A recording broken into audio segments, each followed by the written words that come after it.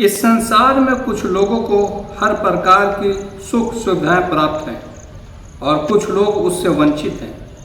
कुरान मजीद सुविधा प्राप्त लोगों से मांग करता है कि वे दुनिया से वंचित लोगों की सेवा करें, उन्हें हर प्रकार की सुविधाएं उपलब्ध कराएं और उनके जीवन को सुखमय बनाने में उनकी सहायता करें।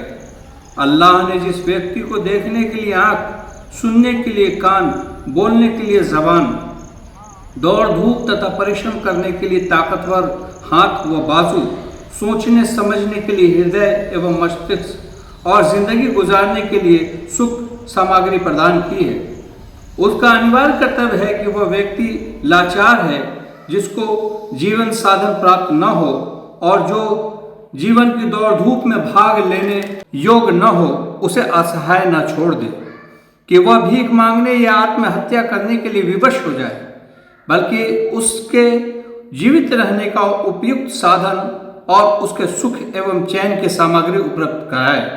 चूँकि इंसान को जो कुछ मिलता है अल्लाह ही की ओर से मिलता है, अतः उसे उसी का आभारी होना चाहिए। उसका आभार प्रकट करने का एक तरीका यह भी है कि उसके बंदों के साथ अच्छा व्यवहार किया जाए और जो सेवा के पात्र हैं उनकी सेवा की जाए। अल्लाह की प्रदान की हुई हर नेमत में उसके बंदों का हक है। उस हक को अदा किए बिना उसका आभार प्रकट नहीं हो सकता। अल्लाह की नेमतों को प्राप्त करने के बाद यदि किसी के अंदर उसकी सृष्टि की सेवा की भावना उत्पन्न न हो, तो इसका अर्थ यह है कि उसका हृदय उन नेमतों के एहसास ही से खाली है। कुरान मजीद ने एहसास के इस अभाव पर कड़ी प्रताड़ना की है और उसके कुपरिणाम से अवगत कराया है। कुरान की सूरह 90 आयत ने 8 से 20 में फरमाया, क्या हमने उसे 2 आंखें और 1 ज़बान और 2 होंठ नहीं दिए और उसको दोनों मार्ग नहीं दिखाए, लेकिन वह घाटी पर नहीं चढ़ा। तुम जानते हो यह घाटी क्या है? गर्दन का छुड़ाना, गुलाम आज़ाद करना या भूख के दिन खाना खिलाना, किसी गरीब यतीम को या दुर्दशाग्रस्त मुहताज को। फिर वह उन लोगों में सम्मिलित हुआ जो ईमान लाए, जिन्होंने एक दूसरे को सब्र की ताकीद की और इंसानों के साथ दया करने की ताकीद की। यही लोग हैं जो क़यामत के दिन अल्लाह के दाईं ओर होंगे, और जिन्होंने हमारी आयतों का इनकार किया वे बाईं ओर वाले हैं, वे चारों ओर से नरक की आग में बंद कर दिए जाएंगे। अल्लाह ताला ने इंसान पर असंख्य उपकार किए। उपयुक्त आयतों में उनमें से कुछ खास उपकारों का उल्लेख है। कहा गया है कि अल्लाह ताला ने उसे आँख, कान और हृदय एवं मस्तिष्क की अनुपम शक्तियाँ इसलिए प्रदान की हैं कि उसे एक दुर्लभ घाटी से गुजरना है। वह है गुलामों को स्वतंत्र कराना और यतीमों तथा मुहताजों की सहायता करना।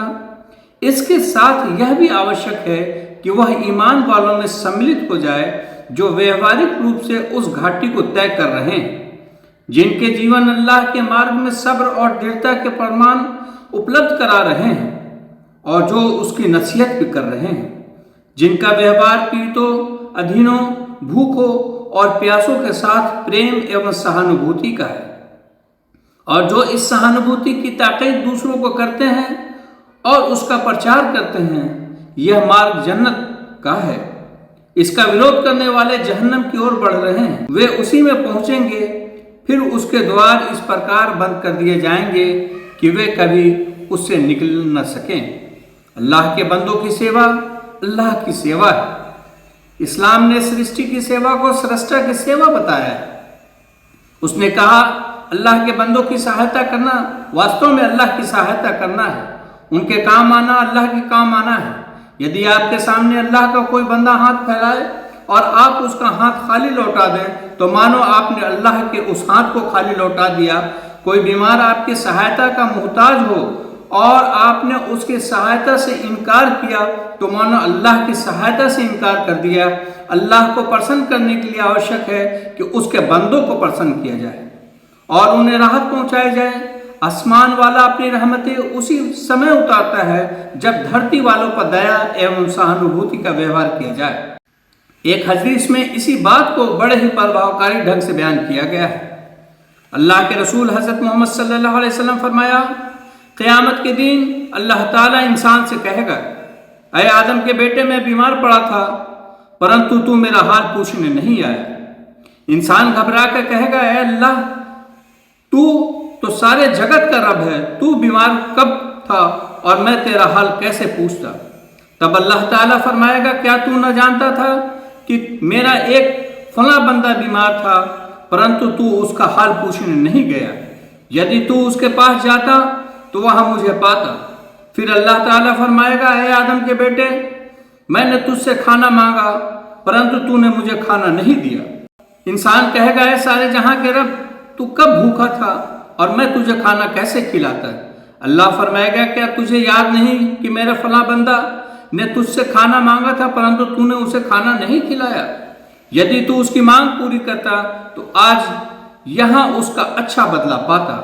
इसी प्रकार अल्लाह ताला फरमाएगा, हे आदम के बेटे, मैंने तुझसे पानी मांगा परंतु तूने मुझे पानी नहीं पिलाया। इंसान कहेगा, हे दोनों जहान के रब, तू कब प्यासा था और मैं तुझे पानी कैसे पिलाता। अल्लाह फरमाएगा, मेरे फला बंदे ने तुझसे पानी मांगा था परंतु तूने उसकी प्यास बुझाने से इनकार कर दिया था। यदि तूने उसकी प्यास बुझाई होती तो आज यहां उसका अच्छा फल पाता। जनसेवा के श्रेष्ठता तथा महत्व के लिए यह बात बहुत पर्याप्त है कि वह श्रेष्ठता की सेवा है और इसकी उपेक्षा करना श्रेष्ठता की सेवा से लापरवाही करने के समान है।